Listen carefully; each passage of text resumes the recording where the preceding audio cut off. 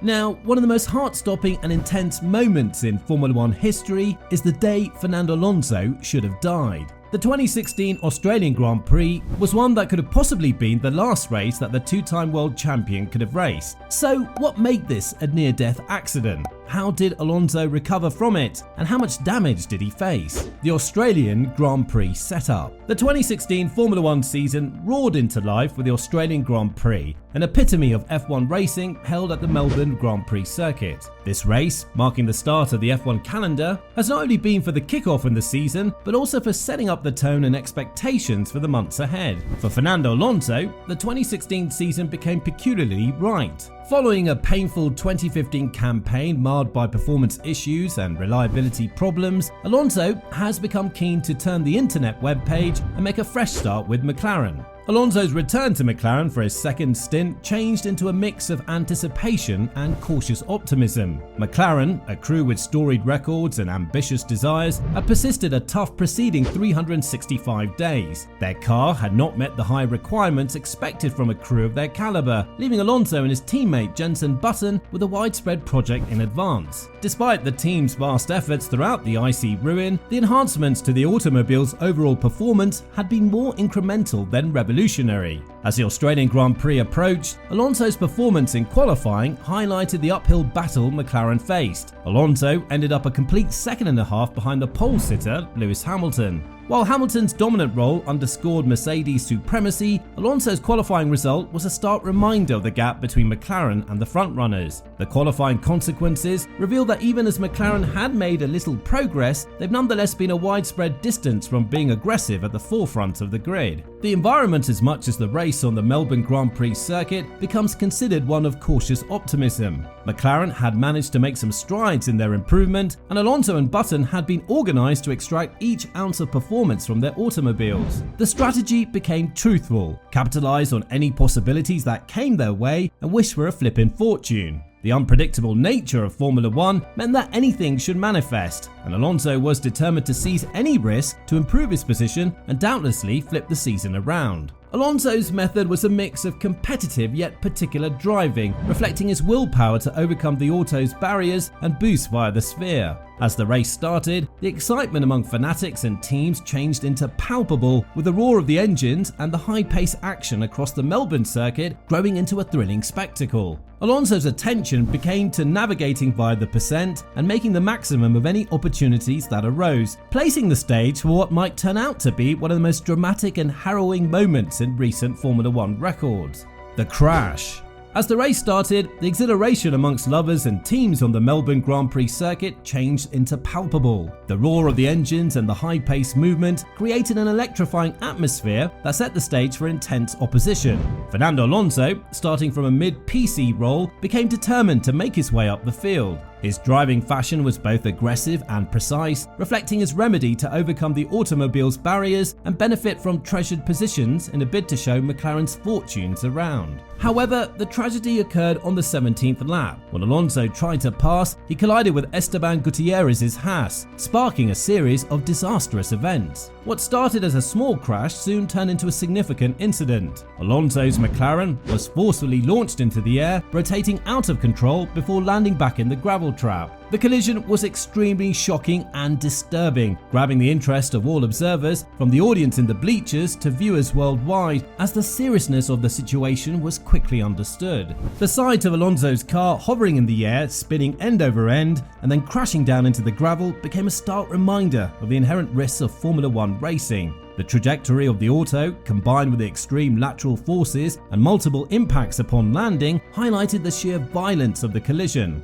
The wreckage left behind was a twisted heap of metallic, illustrating the severity of the crash. The vehicle had persistent violent rotations and intense deceleration forces, emphasizing the high velocity risks in the sport. Chaos quickly ensued in the immediate aftermath of the crash. Safety vehicles were quickly sent out to handle the situation, causing the race to be stopped in order to allow for the recovery of Alonso's badly damaged car and to guarantee the well-being of all those present. The situation was a combination of surprise and worry as the full scope of the accident was revealed. Alonso's vehicle, now crushed into a tangled heap of twisted metal, starkly displayed the violent impact of the crash. Everyone could see how serious the crash was, and there was a lot of tension in the air as the safety team raced to fix things and deal with the seriousness of the problem. Miraculously, to everyone's surprise, Alonso emerged from the wreckage with super composure. His brief exit from the auto, coupled together with his calm demeanor, changed into a testament to both his private energy and the effectiveness of cutting-edge safety capabilities in Formula 1.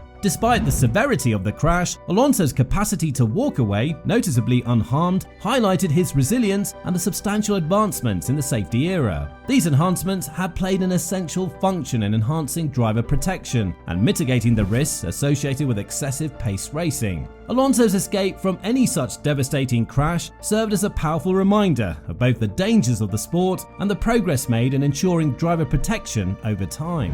The aftermath. Soon after the crash, both Alonso and Gutierrez were quickly transported to the medical center for a thorough assessment. The sight of Alonso's heavily damaged McLaren vividly highlighted the severity of the incident. The extensive damage to the car was a clear indication of the magnitude of the collision that happened, serving as a powerful reminder of the immense forces at play in high-speed racing. The crumpled remains of the vehicle underscored the dangers inherent in the sport, emphasizing the need for continuous advancements in safety measures. Despite the horrific nature of the crash, Alonso's injuries had been quite minor given the scale of the incident. He sustained a broken rib and a partially collapsed lung, accidents that, even as critical, were relatively minor considering the effect. Alonso's ability to get better quickly was astounding. He missed the Bahrain Grand Prix earlier, then creating a positive go-back on the Chinese Grand Prix. His swift healing and return to shape were a testimony to his bodily resilience and mental sturdiness. Alonso's ability to resume racing so quickly after this type of harrowing incident turned into an exquisite demonstration of his electricity and backbone. The crash had far-reaching implications for Formula 1, well beyond Alonso's private revelation.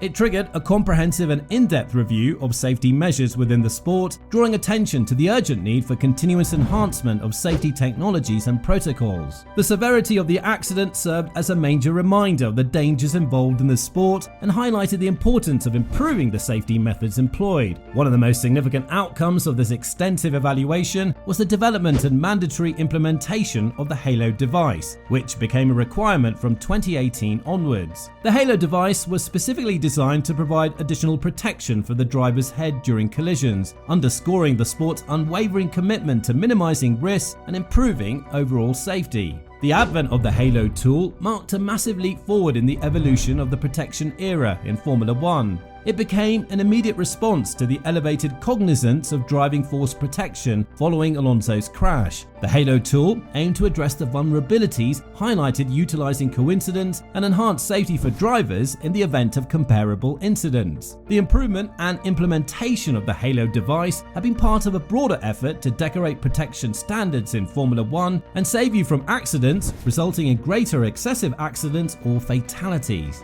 Alonso's crash also sparked discussions in the F1 community about the need for ongoing vigilance and innovation in safety measures. The reaction from the motorsport community reflected a shared commitment to improving driver protection and making sure that incidents like Alonso's crash led to tangible enhancements in safety requirements. The discussions and next adjustments in safety regulations underscored the significance of usually evaluating and updating protection measures to preserve pace with the evolving nature of the game. In addition to the advancements in protection devices, Alonso's crash highlighted the wider demanding situations confronted with the aid of Formula 1 teams as they attempted to balance overall performance and safety. The incident served as a reminder of the inherent risks associated with high-speed racing and the need for teams, regulators and stakeholders to paint collectively to prioritize motive force safety while pushing the boundaries of technology and overall performance. The crash and its aftermath had been stark reminders of the inherent risks of Formula 1 racing. Alonso's twist of fate highlighted the no longer most effectively the intense risk confronted by using drivers, but also the crucial importance of always enhancing safety measures. The dramatic scene, with Alonso's car launched into the air and spinning uncontrollably before crashing down into the gravel, vividly illustrates the great forces worried in excessive pace collisions. The wreckage, a twisted heap of steel, underscore the violent nature of the effect